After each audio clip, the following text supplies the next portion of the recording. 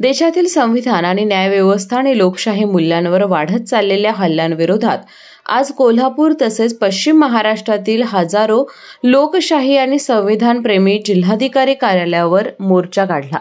ऐतिहासिक बिंदू चौक येथून सुरू झालेला हा मोर्चा दसरा चौक मार्गे जिल्हाधिकारी कार्यालयावर धडकला।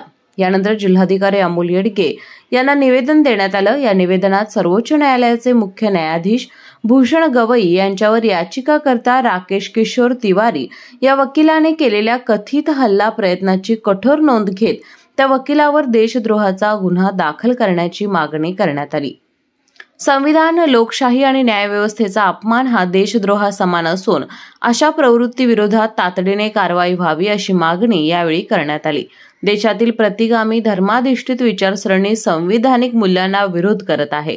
अशा प्रवृत्तीमुळे देशातील अभिव्यक्ती स्वातंत्र्य, सामाजिक सलोखा आणि लोकशाहीची मुळे डळमळीत होत आहेत। अनेक कायद्यांच्या माध्यमातून नागरिकांचे स्वातंत्र्य मर्यादित केले जात असून जनसुरक्षा विधेयक सारख्या कायद्यांचा वापर सरकार विरोधी आवाज दाबण्यासाठी केला जात आहे असा आरोपही यावेळी करण्यात आला।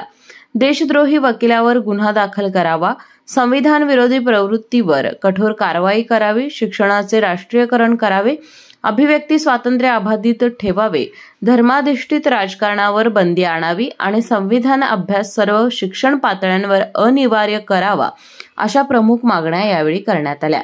यावेळी डॉक्टर नंदकुमार गोंधळी, रूपाताई वायदंडे, बाळासाहेब भोसले, टी.एस. कांबळे, विद्याधर कांबळे, निवास सडोलीकर, अब्राहम आवले, सोमनाथ घोडेराव, सुरेश सावर्डेकर, कॉम्रेड रघुनाथ कांबळे यांच्यासह नागरिक मोठ्या संख्येने उपस्थित होते।